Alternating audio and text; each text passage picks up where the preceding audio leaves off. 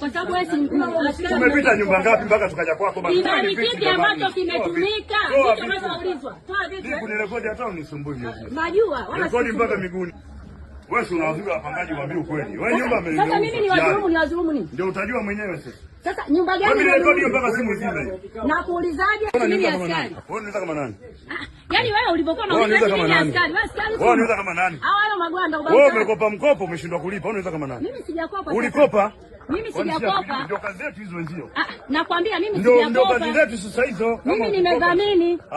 Ndio utajua mwenyewe sasa mtebe wako. Sasa wewe usiongee kama umechukua mkopo mtu mwingine unadhamini wewe inakuhusu nini? Sio wewe kama yeye. Sawa, haina shida. Ila mimi sijakopa. Wewe uelewe hivyo, yani nakuelewesha wewe. Sio nimkabidhiwe nyumba huko. Hivyo hivyo. Nakabidhiwa na nani? Sio anakuja hapa nakabidhiwa. Na nani anakabidhi? Nakabidhi nyumba. Vizuri. Yaani nyumba inakabidhiwa vizuri.